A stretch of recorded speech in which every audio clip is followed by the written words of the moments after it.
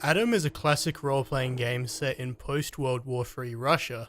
If you've seen or heard a bit about the game, your first assumption is, hey, this looks like Russian Fallout.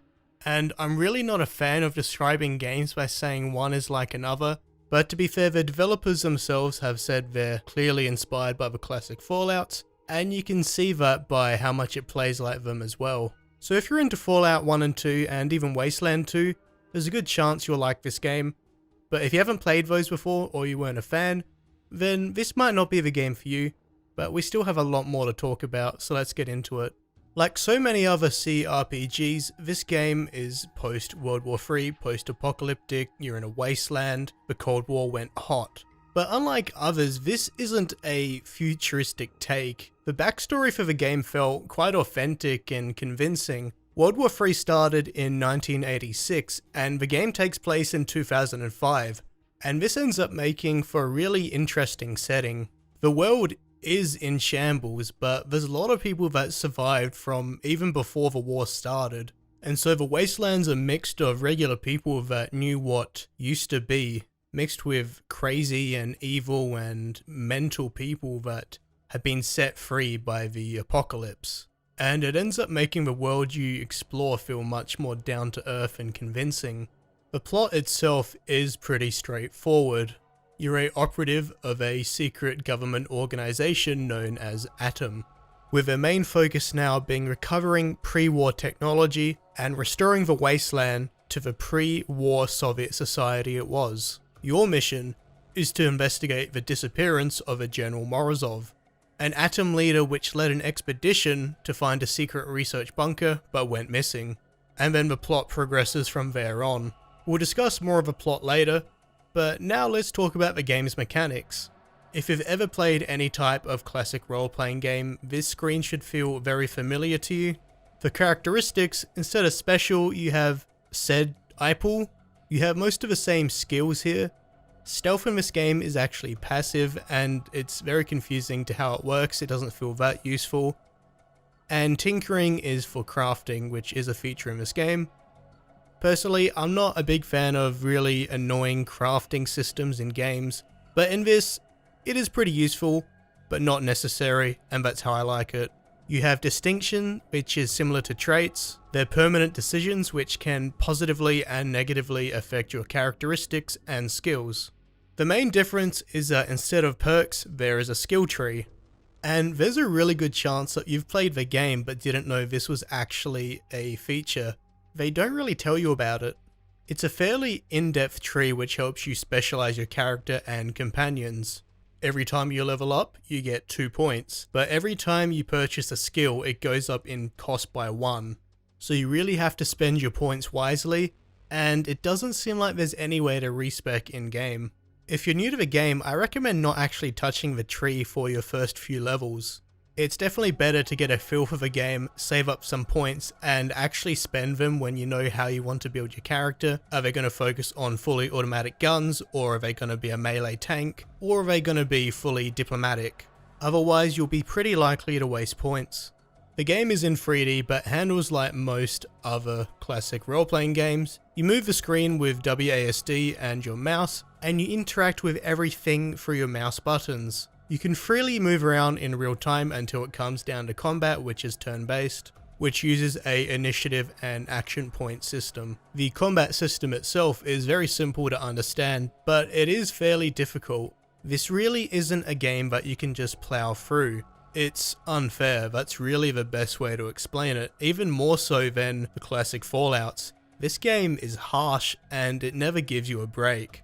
You get mugged at the start of a game and you're left to wander around with nothing at all. Even bugs are a threat to your character at the start, and that's mainly because you're not some chosen one superhero. You are a part of this secret organization, but you got sent because you're competent, not because you're some amazing individual. The wastelands are filled with mutated monsters and evil slavers, and starting off you're just one person. Sure, by the end of the game you can be a killing machine and you and your whole squad can be kitted out with military gear, but if you're not a fan of the idea of starting from nothing and slowly grinding up and overcoming different odds, this may be the largest hurdle preventing you from fully enjoying the game. But the feeling of progression you get as you do improve is amazing. Going from someone with nothing at all to some amazing armor, a good gun, and a good squad is truly rewarding.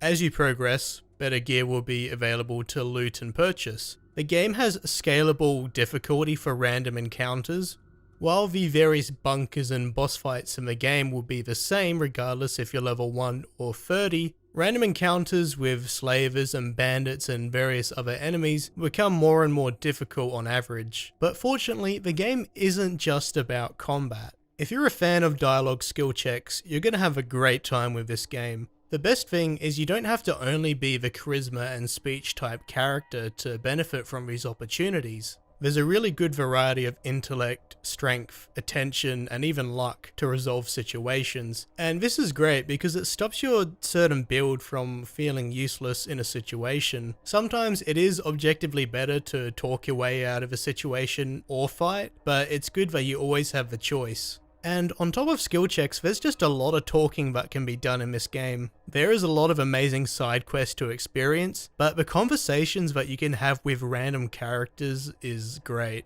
It does a perfect job with immersing you in this Soviet culture that we don't usually get to experience in games. In other games, I felt myself often just skipping over non-essential dialogue, but in this game I read everything I can, even the various rumors which don't actually relate to the game, just because it did such a great job of world building.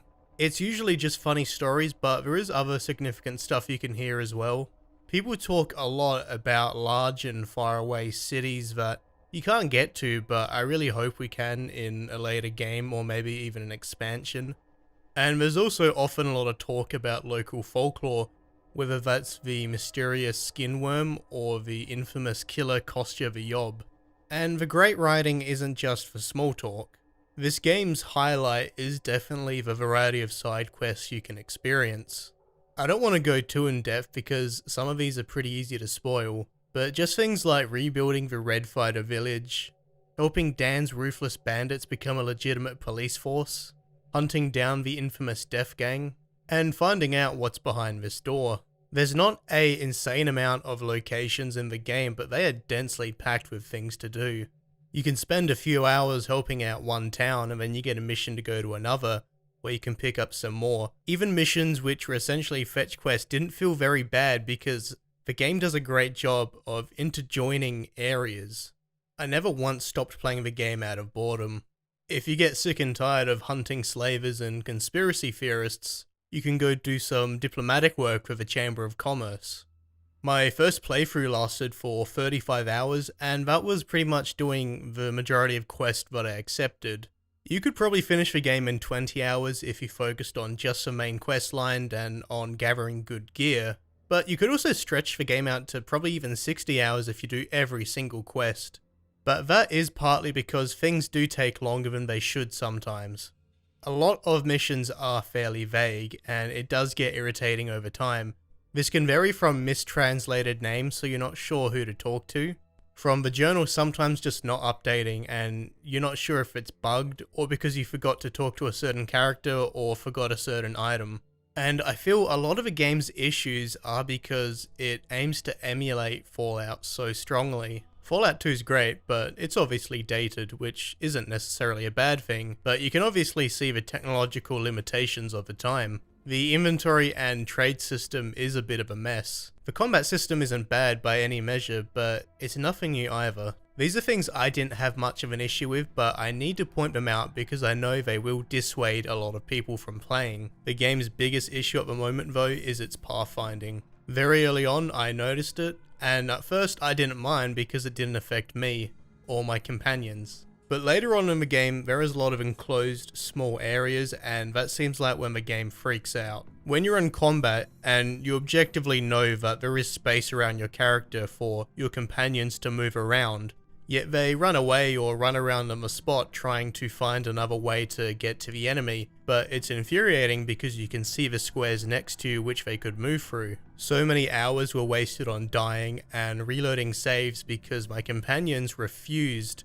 to attack the enemy. And when your companions could find another way through, they'd often run through a corridor or a door and trigger another combat scene. When the pathfinding isn't bugging out, AI is actually pretty good at combat. Enemies will hide when they know they're in danger and outgunned, or when they run out of ammo. They'll often target the closest to death character, and they use grenades pretty optimally. It makes for a pretty challenging experience even when you're well prepared. One issue though is there's a massive difference between melee and guns. Melee is useful at the start of a game. You don't have a gun and you don't have ammo.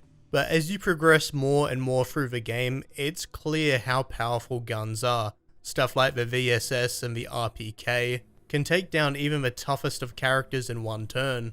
Not to mention being able to do this from a distance. The developers are working on improving melee, but as of the time of this review, if you're a combat character, you're gonna have to spec into any type of guns eventually.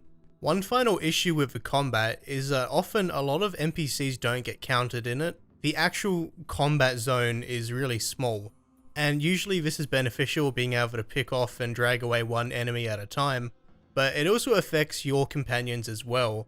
And it's infuriating because sometimes it's at a really confusing distance. Your companion might be near you, but they're not near the enemy, or they might be stuck on a staircase or something.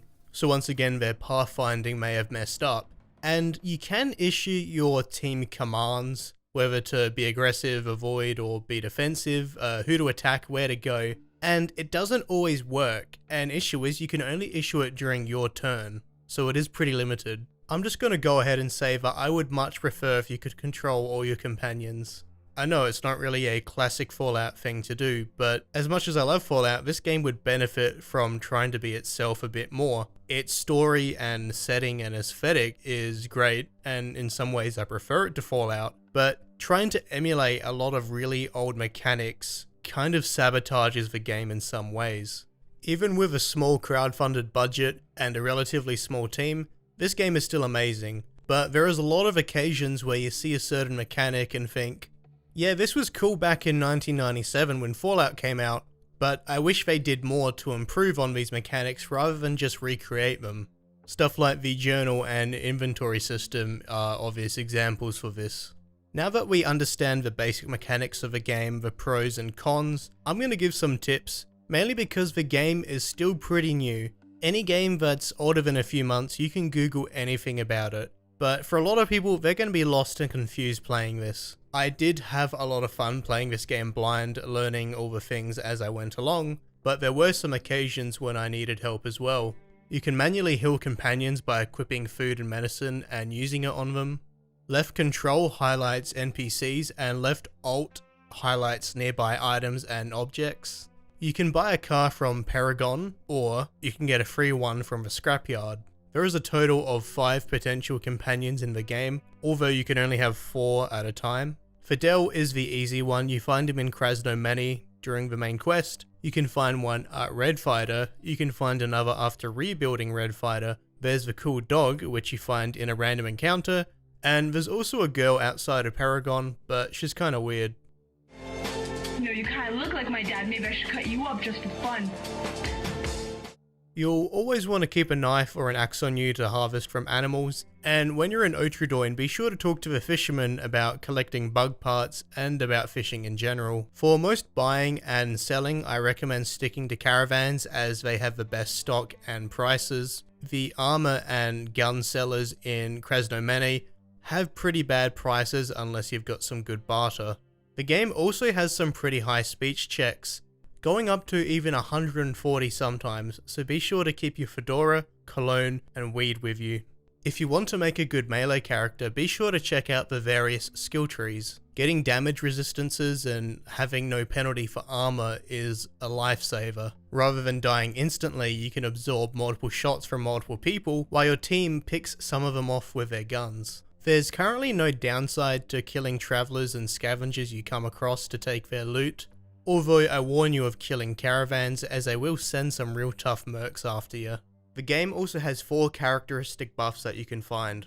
3 of these you can use on anything, and 1 of them is just for luck. 2 are in the Roaring Forest, 1 is in Dead City, and another is from fishing. And finally, give the crafting system a try. Early on, it's very useful to get your first gun, your first set of armor, turn raw meat into corn meat, and make a backpack. But as you get more blueprints and get more materials, you can still make some pretty powerful guns late game. Before we discuss the rest of the plot, there's something pretty funny I got to address. With this being a Kickstarter game, there were certain tiers where fans could put certain things in the game, and this included character portraits and graffiti.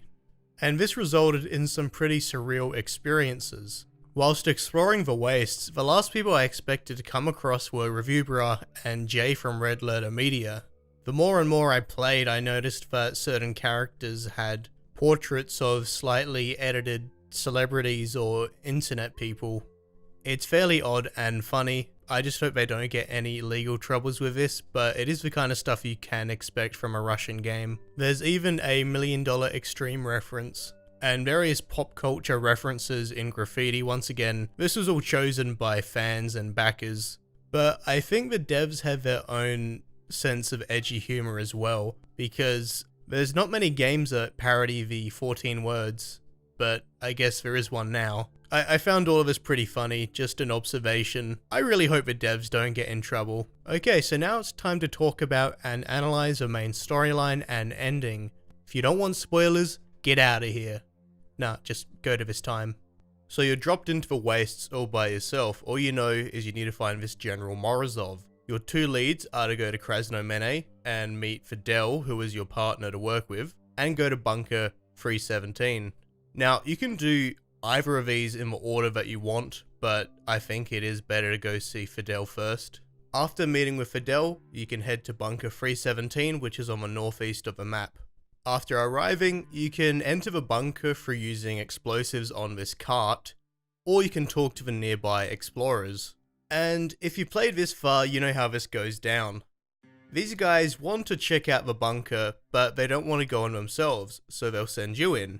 But obviously, this being a post-apocalyptic wasteland, they're gonna mug you as soon as you get out.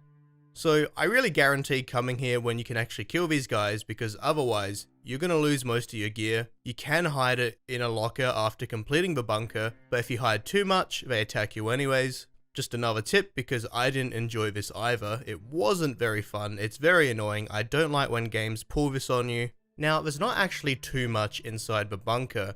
You notice dead rodents starting off and you get to explore it. This game has a lot of notes you can read from dead scientists and explorers, and it does fill in the pieces really well. But as you progress, getting to the end of a lab, you noticed a whole bunch of dead atom members. And near their dead bodies is a mycelium medallion, which is the symbol of the mushroom cult.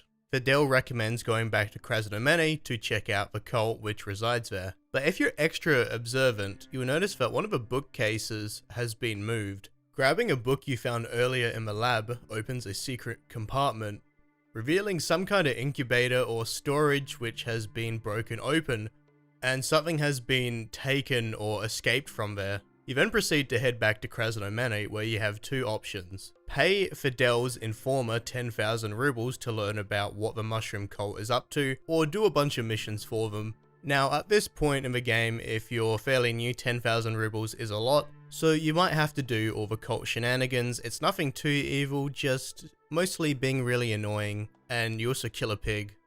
Regardless of the choice that you pick, you learn that the mushroom cult is interested in two research bunkers far away, on the island of Dead City off the southern coast, and far to the west in the mountain ranges known as the Mountain Pass of Woes.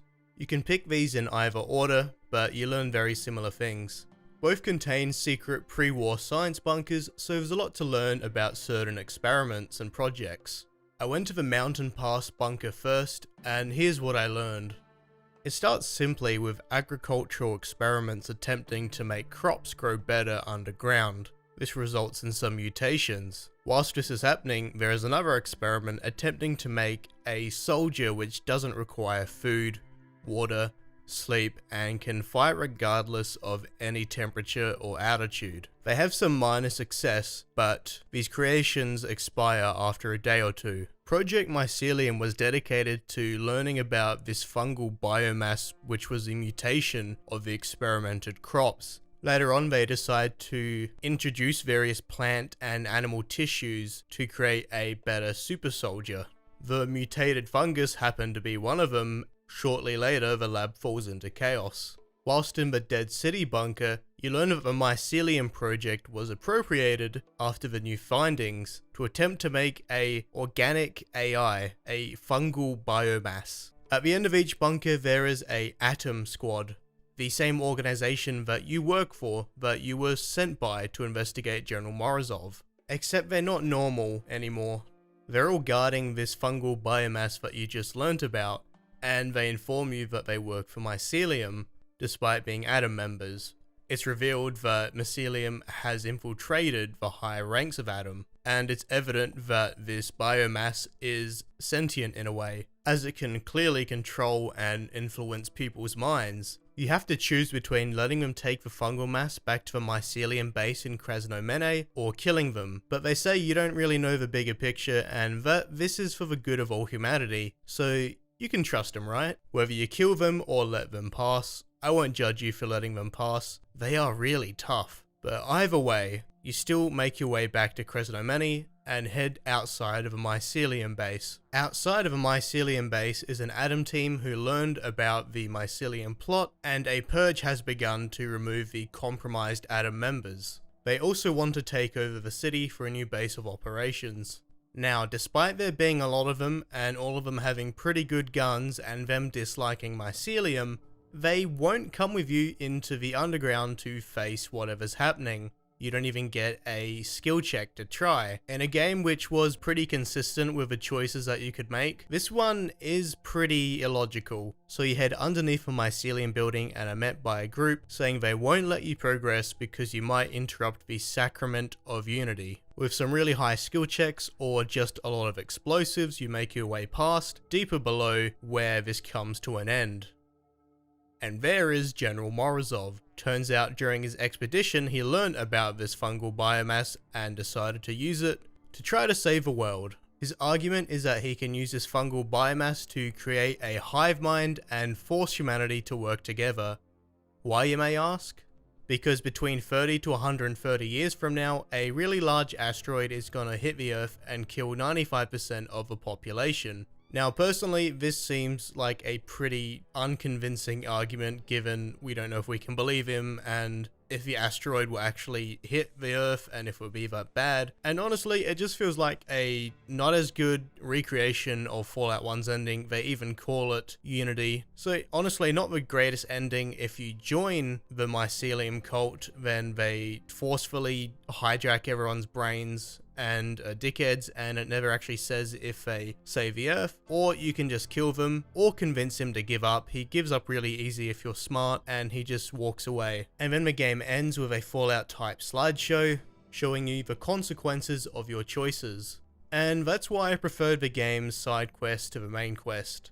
It wasn't bad, but kind of uneventful and unconvincing. But overall, I still thoroughly enjoyed this game, and given I only played about 4 new games this year, it's probably my game of the year. If you're a fan of classic role-playing games, you're most likely going to have fun with this. But if you aren't, you're probably going to have trouble with the 2-decade-old mechanics that are still being used. I feel the game would have been even better received if it tried less to recreate Fallout. I am a big fan of Fallout 1 and 2, but for every good thing this game has in common with the classic Fallouts, it has the common negatives as well. Your journal is vague, inventory and trade isn't very intuitive, the game does encourage min-maxing, and pretty much every issue can be solved by save scumming. I think the devs did a great job with their first game and such a small team and budget, but at the end of the day, too many people are just going to remember Atom as Russian or Soviet Fallout. And while I actually prefer the Russian aesthetic and setting and folklore, it needed something a little more to feel unique. Classic role-playing games as a whole have become popular again, but to avoid fading into obscurity again, they need to do more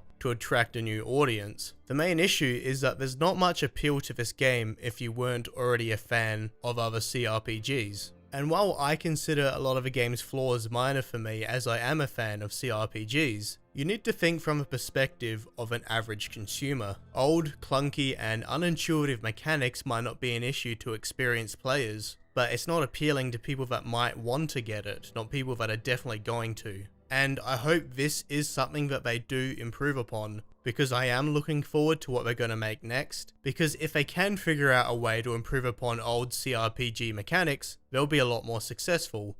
Thanks for watching.